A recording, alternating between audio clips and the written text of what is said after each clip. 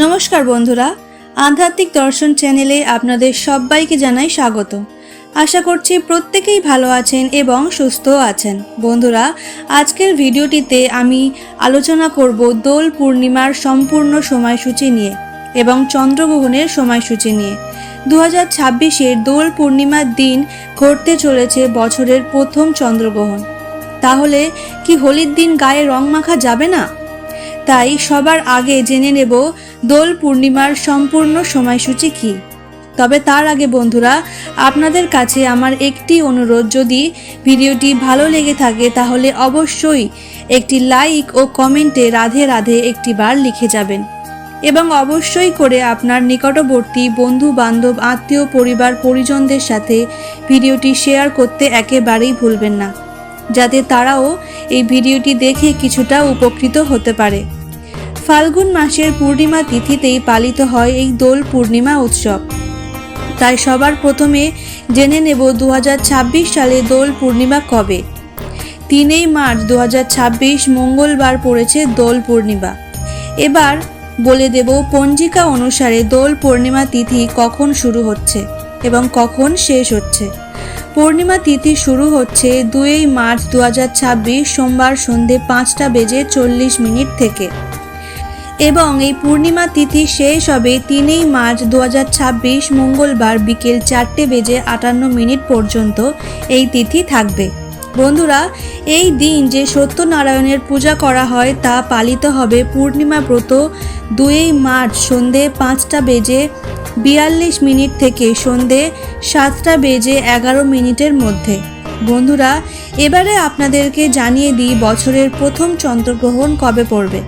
2026 সালের প্রথম চন্দ্রগ্রহণ হবে 3 মার্চ অর্থাৎ দোল পূর্ণিমার দিন দুপুর 3:19 থেকে চন্দ্রগ্রহণ শুরু হবে এবং এই চন্দ্রগ্রহণ শেষ হবে সন্ধ্যে 6:47 মধ্যে এবং সূতক কাল শুরু হয়ে যাচ্ছে সকাল 6:20 থেকে এবং গ্রহণ শেষ পর্যন্ত এই কাল সময় রয়েছে।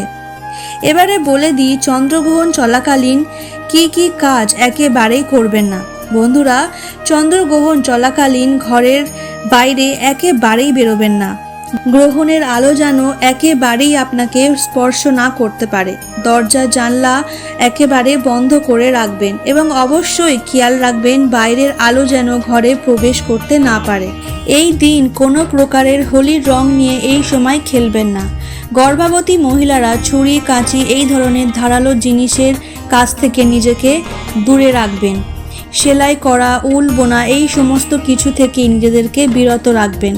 খাদ্যবস্তুর ওপর অবশ্যই তুলসী পত্র দিয়ে রাখবেন। তবে আপনারা যারা অসুস্থ ব্যক্তি বা গর্ভবতী মহিলারা আছেন তারা অবশ্যই জল গ্রহণ করতে পারেন, কিন্তু সেই ক্ষেত্রে অবশ্যই একটি তুলসী পাতা সেখানে দিয়ে রাখবেন। 3 মার্চ কিন্তু আপনারা গ্রহণ চলাকালীন কোনো রকমের শুভ কাজ একেবারেই করবেন না, এতে কাজের সুফল আপনারা পাবেন না। বন্ধুরা, আজকের এই ভিডিওটির মাধ্যমে আপনাদেরকে জানাবো যে দোল পূর্ণিমার দিন আপনারা কোন খাবারটি খাবেন না বা আপনারা যখন খেতে বসবেন কোন দিকে মুখ করে খেতে বসবেন। এই প্রসঙ্গে বিস্তারিত জানানোর আগে আপনাদেরকে বলে রাখি, আপনি যদি আমাদের এই চ্যানেলে নতুন হয়ে থাকেন তাহলে চ্যানেলটি অবশ্যই সাবস্ক্রাইব করুন, কারণ আমি আপনাদেরকে এই রকমই আরও গুরুত্বপূর্ণ তথ্য প্রতিনিয়ত দিতে থাকব। বন্ধুরা, পূর্ণিমা ব্রত সাধারণত 12 ঘন্টার হয়, সূর্যোদয় থেকে চন্দ্র উদয় পর্যন্ত। সকালবেলা ব্রহ্ম মুহূর্তে ঘুম থেকে উঠতে হয়, অর্থাৎ সূর্য উদয় হওয়ার কিছু ঘন্টা আগে উঠতে হয়। তারপর রাত্রিবেলা চাঁদের আলো দেখে পূজা সম্পূর্ণ করে প্রদোষকালে। তারপরে কিন্তু যারা ব্রত পালন করে তারা কিছু আহার গ্রহণ করতে পারে। প্রথমে ফল আহার করে তারপরেই অন্য কিছু খান, কিন্তু যাদের বাড়িতে অন্ন ভোগ দেওয়ার প্রচলন রয়েছে তারা সেটিও গ্রহণ করতে পারেন। বন্ধুরা, পূর্ণিমা ব্রততে নির্জলা উপবাস করার নিয়ম, কিন্তু সকলের পক্ষে জল না খেয়ে নির্জলা উপোস পালন করা সম্ভব হয় না। অনেকের অনেক রকম সমস্যা থাকে, তাই পূর্ণিমা ব্রততে নির্জলা উপবাস না করতে পারলে ফলের রস, জুস, জল আপনারা নিশ্চিন্তে গ্রহণ করতে পারেন। এই পবিত্রতম দিনে সামুদ্রিক লবণ খাওয়া একেবারেই পরিহার করতে হবে বন্ধুরা। এই সামুদ্রিক লবণের পরিবর্তে আপনারা যে লবণ ব্যবহার করবেন সেটি হলো সিন্ধুক লবণ। বন্ধুরা, পূর্ণিমার উপোস করলে ঘরে সুখ, শান্তি, সমৃদ্ধি আসে, দারিদ্রতা দূর হয়। প্রাচীনকালে এই সময় থেকে নতুন বছরের সূচনা হয়েছিল। এই সময়ে শীতের শেষে প্রকৃতি নতুন সাজে নতুনভাবে গড়ে ওঠে। তার সাথে প্রকৃতির আনন্দে মানুষেরাও আনন্দিত হয়। বন্ধুরা, পূর্ণিমা ব্রত বহু ব্যক্তিরাই রাখেন। যে কোনো পূর্ণিমা তিথিতে লক্ষ্মী নারায়ণের ব্রত, মা লক্ষ্মীর পূজা বা রাধা গোবিন্দের পূজা ও গোপালের পূজা করার বিধান রয়েছে। এই পূর্ণিমা ব্রত পালন করলে কিছু নিয়ম পালন করতে হয়, বিশেষ করে আপনাদের খাবারের কিছু নিয়ম। তাই আজ আমি আপনাদের এই ভিডিওর মাধ্যমে আপনাদেরকে জানিয়ে দেব যে পূর্ণিমা তিথিতে উপোস করলে আপনারা কি খেতে পারবেন। বন্ধুরা, এই পবিত্র দোল পূর্ণিমার দিন আপনারা কখনো অন্যের বাড়িতে অন্ন গ্রহণ করবেন না। এই পবিত্র দোল পূর্ণিমার দিন আপনার বাড়িতে যেমন যা কিছু আছে তাই আপনারা গ্রহণ করবেন। বন্ধুরা, আপনারা যখন খেতে বসবেন একটি বিষয় অবশ্যই খেয়াল রাখবেন যে আপনারা কোন দিকে মুখ করে খাচ্ছেন। আপনি যদি পূর্ব দিকে মুখ করে খেতে বসেন তাহলে আপনার আয়ু বৃদ্ধি হবে। তাছাড়াও পশ্চিম দিকে মুখ করে খেতে বসলে আপনি অত্যন্ত ধনী হতে পারেন। তবে বন্ধুরা, উত্তর দিকে মুখ করে খেতে বসলে একটু সাবধান।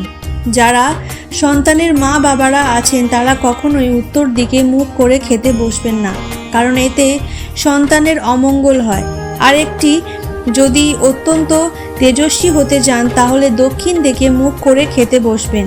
তবে বন্ধুরা, আপনারা যদি মা বাবাকে ভালোবাসেন তাহলে দক্ষিণ দিকে মুখ করে খেতে বসবেন না, এতে মা বাবার অমঙ্গল হয়। তাহলে বন্ধুরা, এই পবিত্রতম দিনে আপনি যেমন আপনার বাড়ি ছাড়া অন্য কোথাও খাবেন না, ঠিক তেমনি এই দিন মদ্যপানও করবেন না, কোনো নেশা ভানও করবেন না। আর এই দিনে আমিষ রান্না বাড়িতে একেবারেই করবেন না। এই দিনে বন্ধুরা ভুল করেও মসুরির ডাল খাবেন না। শুধু তাই নয় বন্ধুরা, এই পবিত্রতম দিনে বেগুনকে পুড়িয়ে তা খাবেন না বা পোড়া জাতীয় কোনো খাবার খাবেন না। সব থেকে বড় কথা হলো এই পবিত্রতম দিনে ভুল করেও সজনে ডাঁটা খাবেন না।